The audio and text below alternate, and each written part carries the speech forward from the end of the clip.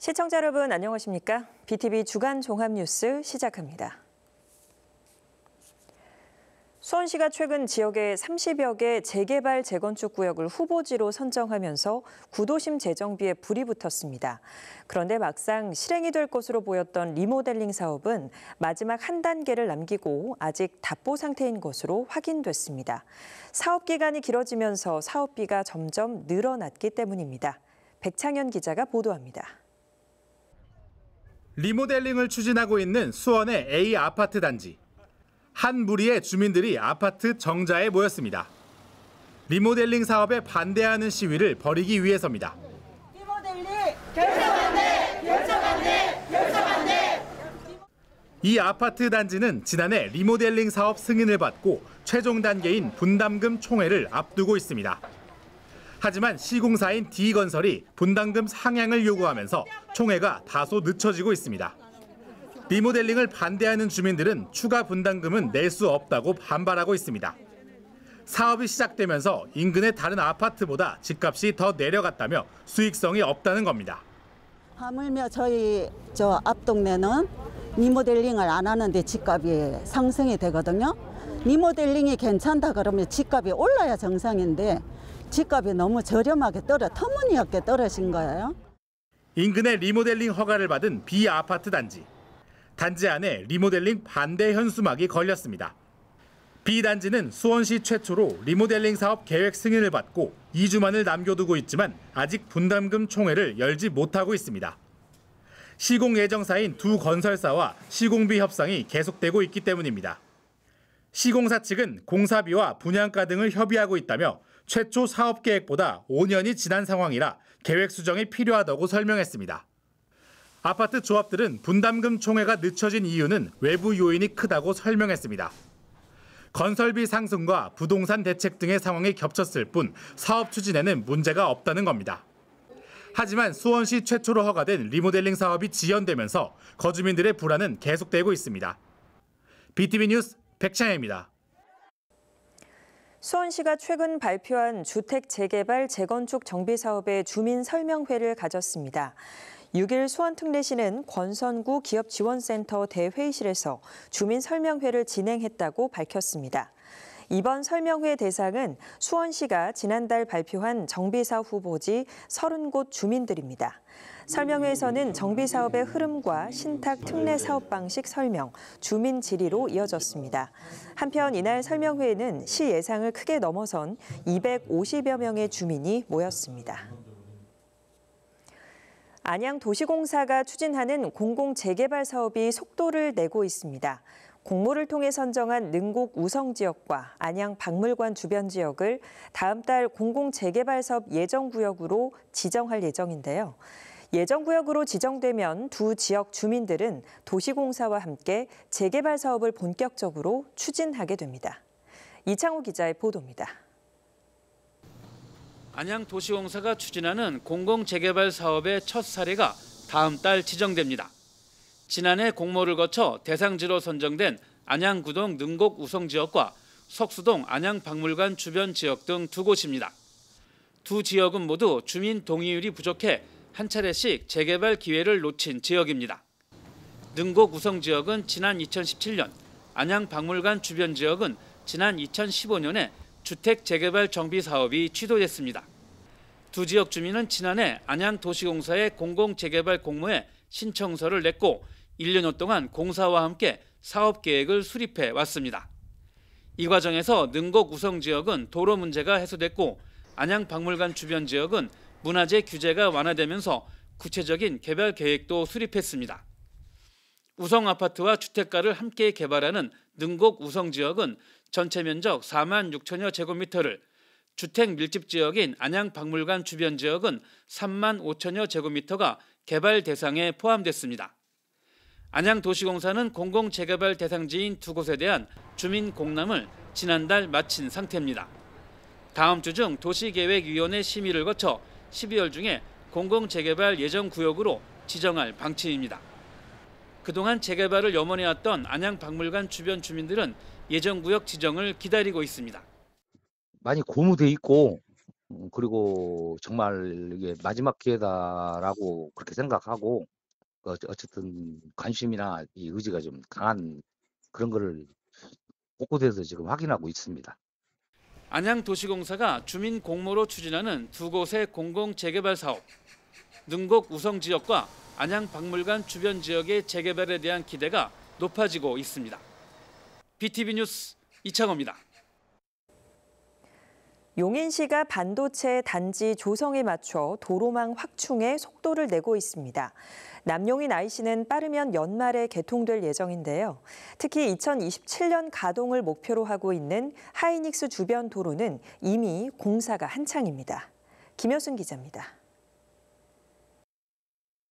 공사가 한창인 용인 원산면 일대입니다. 생산시설 공사도 이어지는 가운데 2027년 첫 가동을 목표로 하고 있습니다. 이동 남사읍에 들어설 시스템 반도체 국가산단은 지난해 말 정부 승인을 받았고 현재 보상을 위한 감정평가가 진행 중입니다. 지역 내 대규모 반도체 단지 조성이 이어지면서 도로 인프라에 대한 수요도 커지는 상황. 원산면 반도체 클러스터를 향하는 도로입니다. 군데군데 안전 펜스가 쳐져 있는 이곳은 지난달 말 왕복 2차로가 임시 개통한 상태입니다. 이곳 지방도 318호선은 세종포천 고속도로 남용인 IC에서 원산 반도체 클러스터를 잇는 주요 도로로 쓰일 예정인 가운데 남용인 나들목 개통에 맞춰 이르면 오는 연말 완공될 전망입니다. 반도체 클러스터 주변으로는 지방도 318호선 외에도 국지도 57호선과 보계 원삼로 등 도로를 잇는 공사가 진행 중입니다. 지방도 318호선은 6차로로 확장이 됩니다. 현재 2차로인 보계 원삼로를 2027년 SK 1기 팹이 가동되기 전까지 4차로로 확장하는 일을 시작했습니다. 연말 남용인 IC 개통에 이어 최근 국토부 승인을 받은 동용인 IC까지 생겨날 경우 일대 교통량이 더욱 분산되는 효과를 누릴 것으로 시는 보고 있습니다. 용인 반도체 중심지를 동서로 잇는 이른바 반도체 고속도로도 속도를 내고 있습니다. 최근 해당 사업이 한국개발연구원의 민자적격성 조사를 통과한 겁니다. 화성 양감에서 용인 남사 이동읍 반도체 국가산단과 원산면 클러스터를 지나 안성 일주까지 연결되는 노선으로 세계 고속도로와 연계해 주요 반도체 물류도로로 활용될 전망입니다. 고속도로가 생기게 되면 경부고속도로, 국도 45호선, 세종-포천-고속도로, 중부고속도로하고 연결이 됩니다. 반도체 관련 인재들의 교통 편의를 증진시킬 수 있게 되고 물류 흐름도 원활하게. 한편 용인시는 시내 주요 도로와 철도를 포함한 인프라를 최대한 확보해 산업 경쟁력을 강화하는 한편 용인을 글로벌 반도체 도시로 도약시키겠다는 계획입니다. BTV 뉴스 김효수입니다. 시흥시에서 상수관로가 파손돼 목감과 무랑동 등 6개 동 800여 세대가 단수 피해를 입었습니다. 지금은 공급이 정상화됐지만 주민들은 이틀 가까이 수돗물을 제대로 못 쓰는 불편을 겪었는데요. 시흥 지역 상수관을 전반적으로 점검해야 한다는 지적이 나오고 있습니다. 조윤주 기자가 보도합니다. 지난 3일 시흥시 무랑배수지 인근에서 상수관로가 파손돼 누수가 발생했습니다. 이 사고로 목감동과 무랑동, 산현동 등 6개 지역 약 800세대가 단수되거나 수압이 떨어지는 피해를 겪었습니다. 불편하지. 씻는 것도 그렇고 뭐 화장실도 가는 것도 그렇고 모든 것이 물 없으면 물로 봤으면 해야 되는데 물 없으니까 불편하지. 사고 직후 시흥시는 복구 작업에 나서 3시간 반 만에 공사를 완료했지만 관로 안에 남은 공기 때문에 수압이 불안정해 단수가 계속됐습니다. 일부 지역에서는 수돗물에 이물질이 나오는 탁수가 발생해 주민들이 불편을 겪었습니다. 그 물을 사용을 못해야 빨개갖고 녹물이. 첫째는 화장실, 두 번째는 식사. 그 물을 그 6병 갖다 쌀을 어떻게 씻고 어떻게 먹어요. 시흥시는 급수차를 투입하고 6개 동 주민센터와 경로당에 생수 배부처를 설치해 주민들에게 긴급 지원했습니다. 4일 오후 10시 기준 상수관 공기 제거 작업이 모두 끝나 수돗물 공급이 정상화됐습니다. 시흥시는 상수관로의 노후화가 원인으로 추정된다며 재발 방지를 위해 노후 구간 정비 계획을 세우겠다고 밝혔습니다. 어제 밤 10시에 다 복구가 됐어요. 정상화가 됐어요. 계속 수질 수압 모니터링하고 향후 관리 방안 수립하겠다. 이번 사고를 계기로 시흥 지역 노후 상수관로의 총체적인 점검이 필요하다는 지적입니다. BTV 뉴스 조윤주입니다. 군포시 산본동에 건설할 계획이었던 복합문화센터가 또다시 중단됐습니다. 군포시가 10년째 추진하고 있지만 중앙정부 투자심사를 번번이 통과하지 못하고 있는데요. 매입해놓은 땅은 임시주차장으로 사실상 방치될 수밖에 없는 상황입니다. 권예솔 기자의 보도입니다. 군포 산본동 옛 차고지 부지입니다. 이곳은 캠핑카와 각종 차량들로 몇 년째 임시주차장으로 이용되고 있습니다. 군포시가 이곳에 수영장과 헬스장 등 체육시설을 갖춘 복합문화센터를 짓겠다는 계획을 세운 지 10년이 넘었습니다. 2013년 부지를 매입하고 2018년부터 본격적으로 사업을 추진했지만 매번 예산 문제와 행정 절차에 막혀 제속도를 내지 못했습니다. 당초 지하 3층, 지상 3층 규모로 계획됐던 시설은 예산 부담으로 지하 1층, 지상 2층으로 축소됐습니다. 그럼에도 사업비는 해마다 늘어 366억 원으로 산정됐고 이 가운데 국비와 특조금 등을 제외한 약 180여억 원은 군포시가 자체 부담해야 합니다. 하지만 문제는 돈만이 아닙니다. 정부의 중앙투자심사를 통과하지 못하면서 사업은 여전히 제자리 걸음입니다. 지난해 4월 운영수지 재산정을 이유로 한 차례 반려된 데 이어 지난달에도 같은 이유로 또다시 반려 결정이 내려졌습니다. 군포시는 체육시설로 국비를 받은 만큼 수영장과 헬스장 중심의 구성은 바꿀 수 없다며 시설의 필요성과 수요를 객관적으로 다시 입증하겠다고 밝혔습니다. 여기에 토양 정화 문제도 남아 있습니다. 과거 버스 차고지로 쓰였던 만큼 군포시는 오염 토양을 정화해야 하는 의무를 법적으로 가지고 있습니다. 군포시는 내년 본 예산에 관련 비용을 반영해 별도 사업으로 추진할 계획입니다. 정화 작업에는 약 10억 원, 기간은 1년 반 이상이 걸릴 것으로 예상됩니다. 군포시는 내년 1월 다시 중앙투자심사를 신청할 계획이지만 반려가 반복되는 상황 속에서 공사 일정이 또 미뤄질 가능성도 큽니다. 주민들은 오늘도 복합문화센터가 들어서기만을 기다리는 중입니다. BTV 뉴스 권예솔입니다.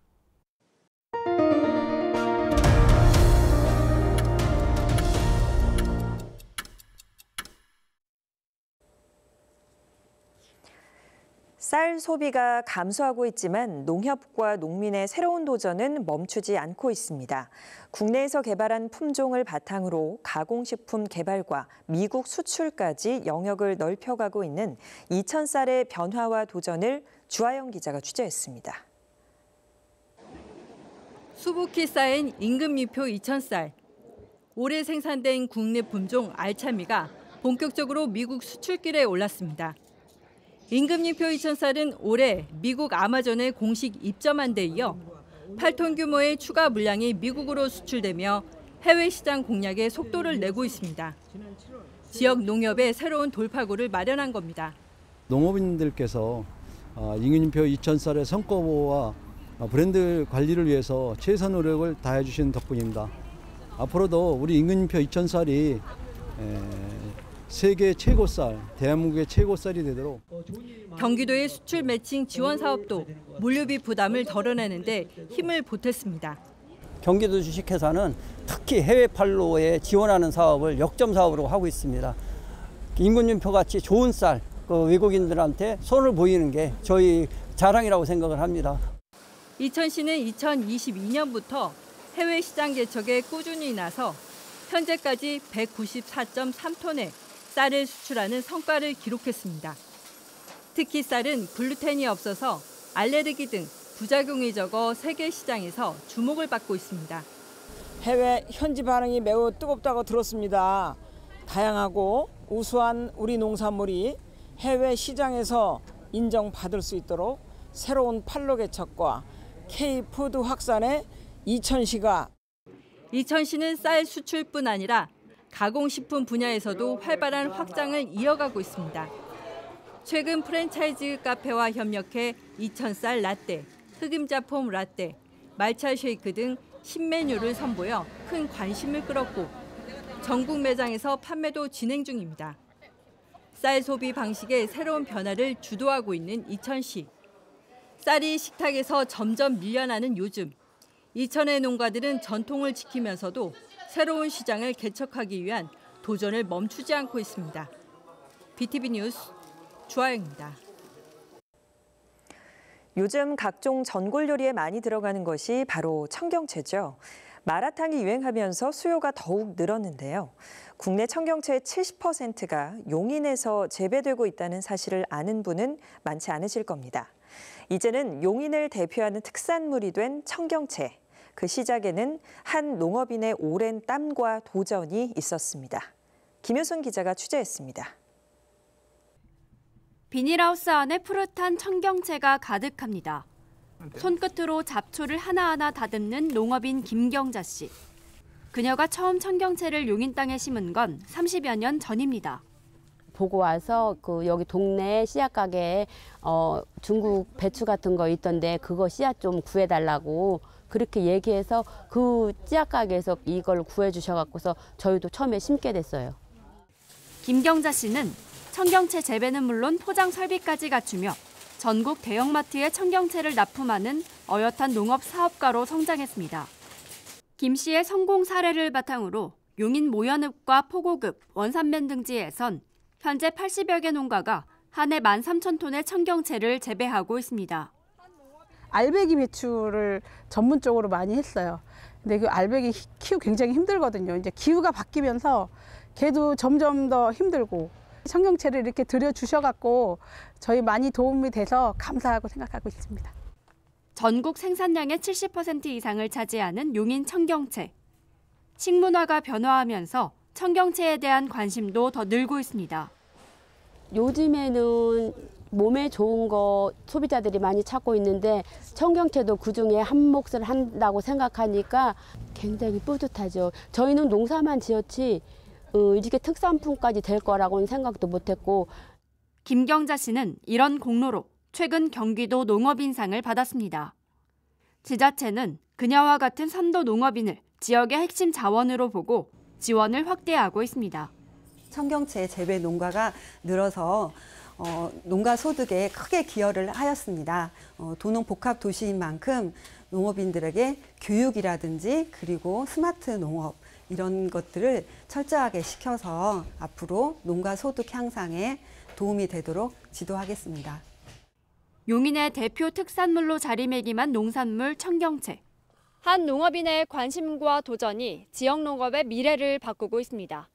BTV 뉴스 김효수입니다. 경기도 의회가 과도하게 발생하는 종이 출력물을 줄이는 종이 없는 위원회를 선언했습니다.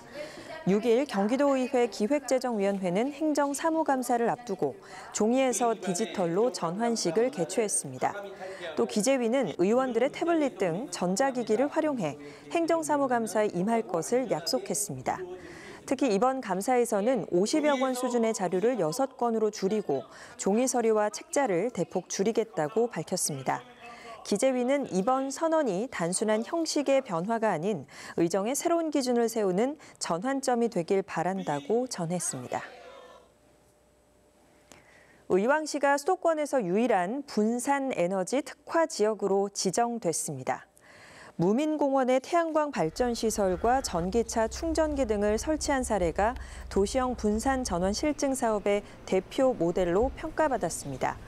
의왕시는 하기동을 중심으로 소규모 독립 전력망을 구축해 저장 전기를 직접 거래하는 등 탄소 중립을 실천할 계획입니다.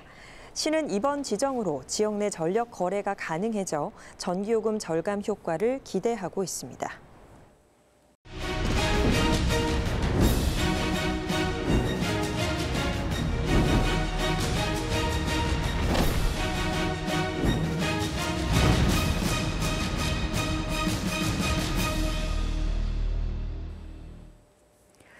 한 주간의 우리 지역 사건 사고 소식을 들어보는 경기 소방 브리핑 시간입니다. 경기도 소방재난본부 고문주 소방교와 함께합니다. 안녕하십니까? 네, 안녕하십니까? 네, 지난 한 주간의 주요 사건 사고 소식 전해주시죠. 11월 1일 새벽 2시 45분쯤 양주시 백서급에 있는 한 공장에서 불이 났습니다. 공장 인근 주민이 창밖으로 공장 전체의 화염과 불꽃이 크게 번지고 있는 것을 보고 신고했습니다. 출동한 소방은 소방차 25대와 인력 64명을 투입해 진화 작업을 벌였습니다. 불은 약 1시간 15분 만에 완전히 꺼졌고 철골조 공장 건물 2동이 불에 타는 재산 피해가 발생했습니다. 다행히 인명 피해는 없는 것으로 확인됐으며 공장 내부 전기 설비 등을 중심으로 정확한 화재 원인을 조사하고 있습니다. 11월 3일 오전 10시쯤 광주시 초월읍의 한 배터리 매장에서 불이 났습니다. 이 불로 매장 안에 있던 50대 남성이 얼굴과 팔 등에 2도 화상을 입고 병원으로 옮겨졌습니다. 소방은 소방차 17대와 인력 44명을 투입해 진화 작업을 벌였으며 불은 약 40분 만에 완전히 꺼졌습니다.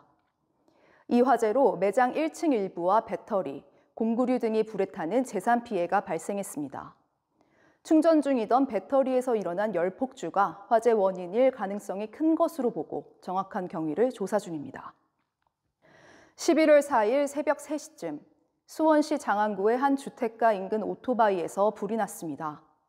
불은 주택 담장 옆에 세워둔 오토바이에서 시작돼 담장과 차량 일부를 태웠으며 오토바이 2대와 자전거, 에어컨 실외기 등에 불이 타는 재산 피해가 발생했습니다.